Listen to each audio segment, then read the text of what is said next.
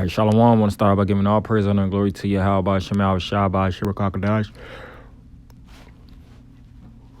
Double honor to the apostle and elders of Great Millstone, and Shalom to all the Akim out there pushing the word of sincerity and the truth. Yeah, I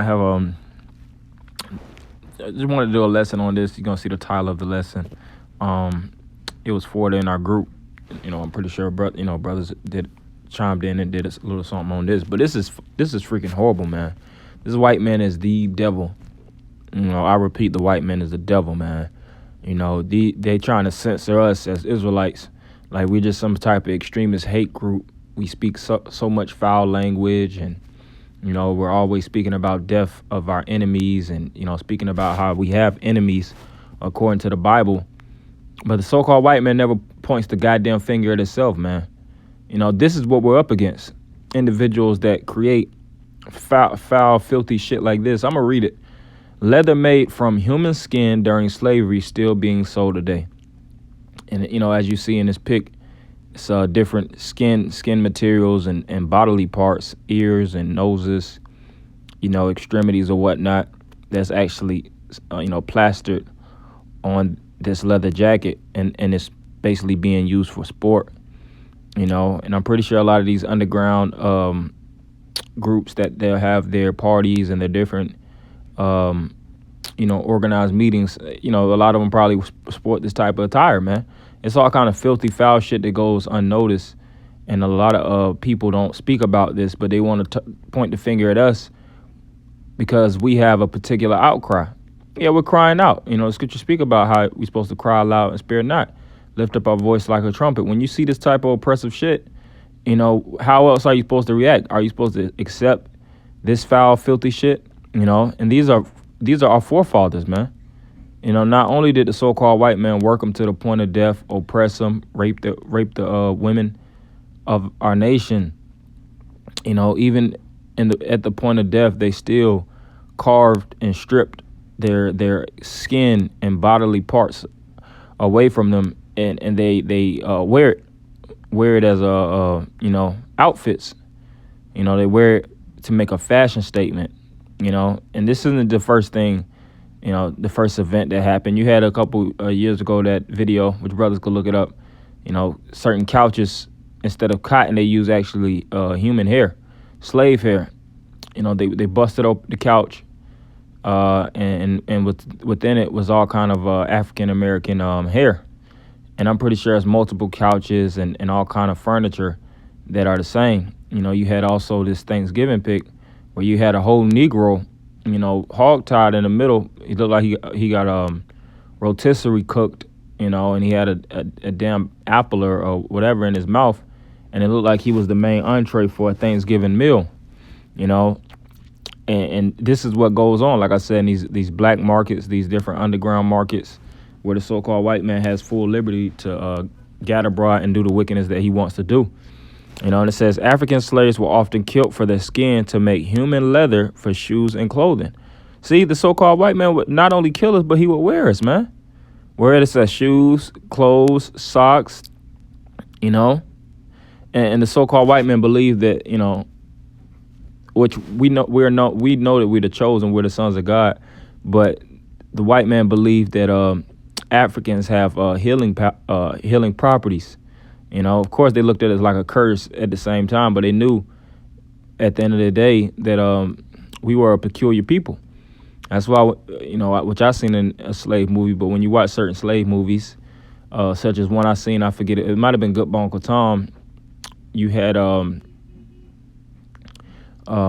Drum, one of them, Drum Mandingo, one of the movies I seen a while ago, but you had the slave master. He had gout, which is inflammation of the joints in the foot.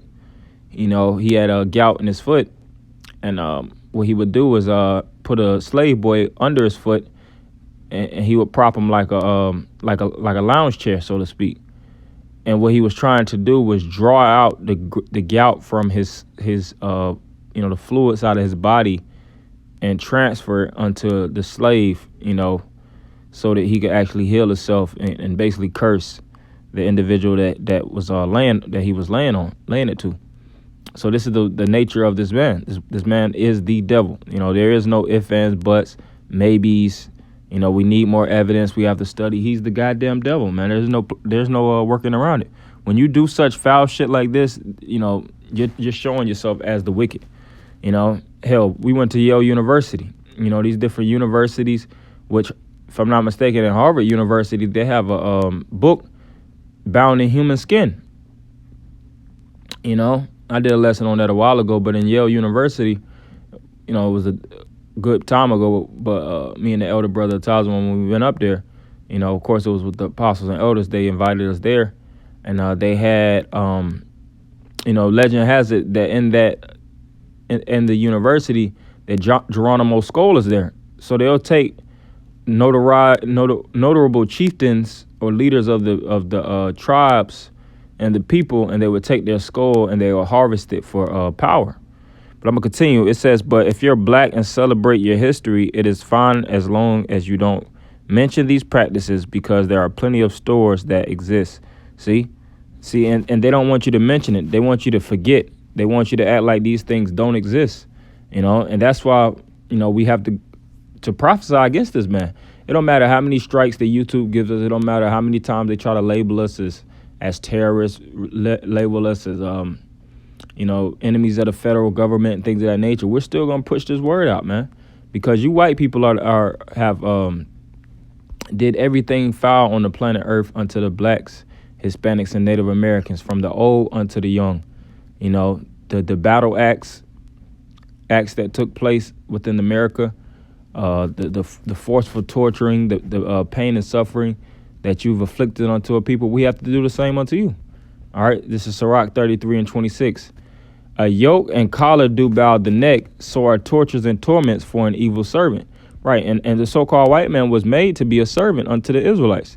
And you see, like it says, how there's servants on horses, and there's basically the rich sitting in a low place.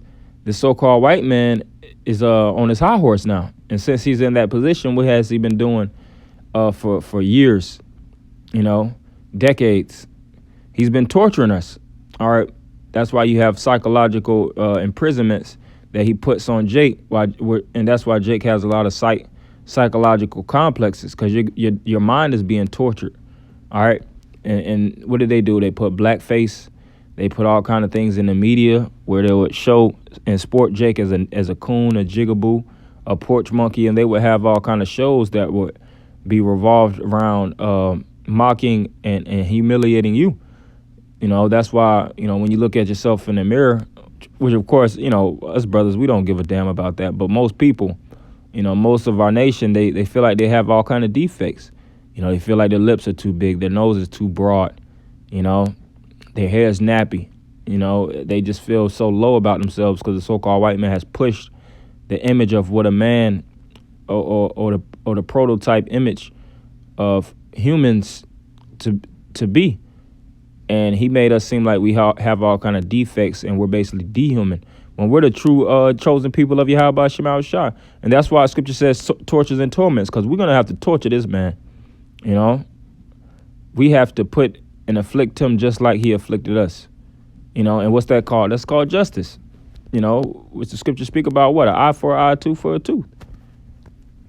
If a man pluck your eye out, you know, the retribution of that is you do the same unto him. You know, that's the even the state. And all the wickedness that the so-called white man done to us, we have to do a lot back unto him to even it out. You know, the playing field has to be balanced, all right? And that's which the word justice means, to justify or basically clear yourself from a debt. And the so-called white man, pursuant to Revelation, the 18th chapter, is sins raised up to the heaven. So in order for him to absolve that debt, he has to get a lot of ass whoopings, man. You know, we have to put our foot up the so-called white man's ass, the white woman's ass, you know, the white child, and the elderly white man's ass, for them to get the point, man. All right, to see like, damn, you know, this is what we did unto these people. You know, because they don't have any remorse. They don't look at these things and have shame within their hearts. They're like, oh, that was of the past.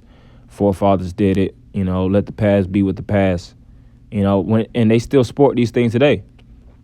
So this is Revelation 13:10. He that leadeth into captivity shall go into captivity. He that killeth with the sword must be killed with the sword. Here is the patience and the faith of the saints. And the so-called white man has brutally beat us down with the sword. He is known as that hammer in Isaiah the 14th chapter that's broken down all nations.